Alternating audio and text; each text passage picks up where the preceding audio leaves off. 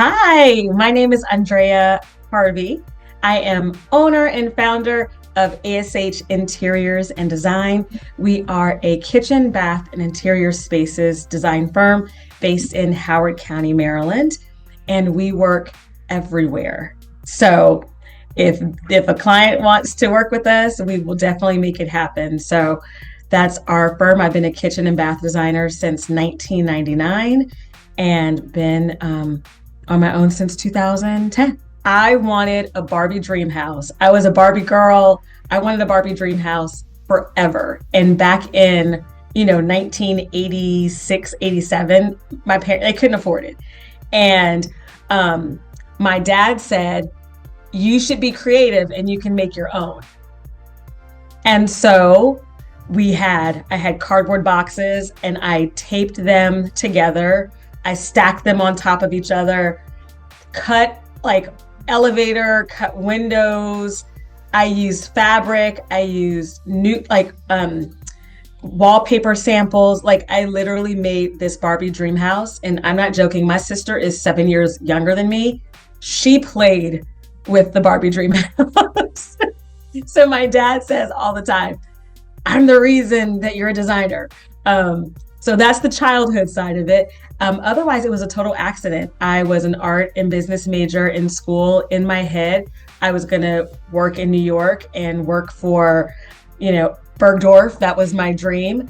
And I was going to work as a buyer and I would do off-Broadway shows. And I went to a very small HBCU, historically Black college and university in North Carolina, the Elizabeth City State University. And I could not get an internship or anything in fashion. And I got my first job at Ferguson Enterprises being a kitchen and bath consultant. And I didn't even know what that was.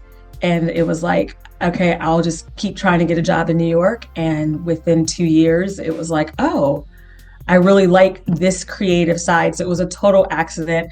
And so then I just started getting certifications in kitchen and bath.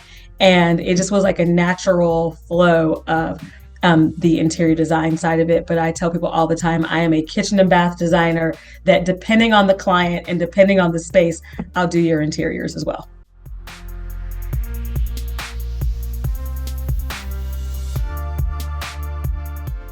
The one thing I'm happy about is that people are using color more. They're adding textures. A couple of years ago, so I've been a rep also in my business, and I had a contracts. And the thing I got most excited about was talking to people about being forward thinking. And so probably 5 years ago, I was like, you need to do 3 colors in a kitchen. You need to do, white can be your base, and you have a wood or something as a texture, and then you have a color. And so I'm excited now that I'm seeing people do that more and bringing wood back. I got so tired of seeing white and gray, and that was it. So I'm loving new colors and new textures and new interesting combinations.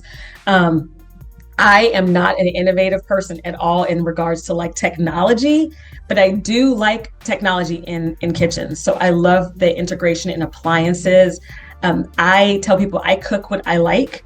Anything else, I'm horrible. So appliances that say, oh, you want to make a roast? Okay, put it here, put this probe in on this rack at this temperature and done. Like, I love that part of it. I also love just the fact, again, that people are really making the spaces more personalized. Like when clients come in and they're like, I want this kitchen because they've seen it everywhere. The first thing I say is, no, I want it to be you.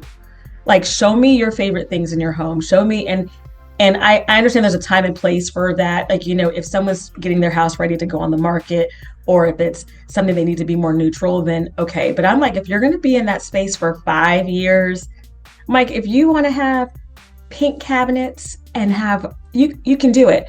I have 2 designer client also friends, and their homes are so amazing and so personalized. I don't know. Do you know Margaret Schwartz? Her house, Margaret, I hope you hear this. Her house is literally my favorite home because every single thing is her. Her kitchen is lavender. Her bedroom is red. She's got flamingo wallpaper. Like, it's just, the whole house is amazing. And I think that's what I feel like is most exciting. It's you have lots of finishes to choose from, you have lots of design styles to choose from, and I think it's our job as designers to really push clients to really be expressive in their spaces. So I love that I'm seeing that more.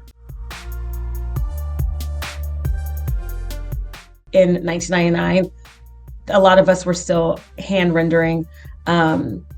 We were baby stepping our way through, the various 2020 kind of kitchen and bath design programs. The resources were a lot less, which I actually appreciated in the sense that we could really be creative. Now, again, I probably on a regular basis, I get people that are sending me Instagram pages or they're sending me screenshots and they're like, this is what I want. This is what I want. And I think that it can sometimes limit you as a designer, especially if you have clients that don't want to stretch from what they can't see. So we love when we have the clients that are like, no, I want it to be different. I want people to say, wow, I haven't seen this before. Just like dating, when there are red flags at the early stages, they don't get any better. Like it doesn't get better. It gets worse. And I have had red flag clients and took them either because I was feeling anxious, like, oh my gosh, we haven't signed a contract. We need to take this project, or even projects that weren't really a good fit. But again, I felt like, I need to take this. It never goes well. Doesn't matter what you do, it doesn't go well. So when you have that feeling, the same way they're interviewing you, you need to interview them. And I wish I understood that younger, because some of the projects that I am not really proud of, and I say proud in the sense that it could have gone better, but again, all the red flags were there. They were not a good fit. So I'm like, and ones that I just said, you know what, I just can see the writing on the wall. They literally were horrible clients to work with. So it's okay to say no. It's okay to say, you know what, I don't think this is going to be a good fit for you or for me. And because this process can be intense, there can be challenges, I really feel like we need to, I just don't think that we are going to be able to do this together. So people don't like that. They don't like when you're honest, but I think it's really important to understand who you are as a designer, as a person, and the type of people that you want to work with, and I know it's hard to say be selective, but I really wish I would have then. The other thing is your rate is your rate is your rate. Again, there are times where, because again, I wanted to get the job, or someone said, oh, that seems so high.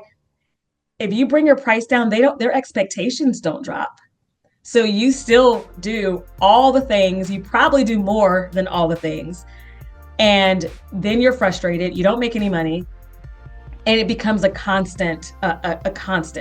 And I remember I had a woman, Kia Witherspoon, she does a lot of commercial work. She's amazing, dynamic. And we met for lunch and we were just kind of chatting. And she was like, oh, I have a project maybe, you would be interested in. It's more residential. And she said, what would you charge them? And I told her, and she said, oh no, you can't take this client. And I was like, why? She said, because then they'll think that I charge too much. And I was like, well, how much do you charge? And then she shared with me, and I was like, I gave myself a raise that day. I was like, what? Are you serious? So those are the two major things. And then just always learn, whether it's going to KBiz, going to High Point, whether it's going, just reading, going to the library, talking to other industry professionals. There's nothing wrong with having a mentor. Some people, I think, they almost feel like it's competition. I have never felt competition. I believe that there is a client for everyone. There is a designer for everyone, and we can all learn from each other. I totally love musical theater.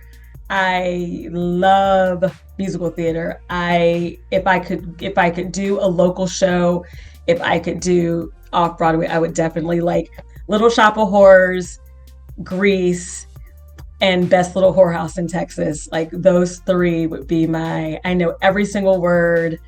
And that would be my probably fun fact is that, maybe one day somebody will be like, wait, is that Andrea on that playbill?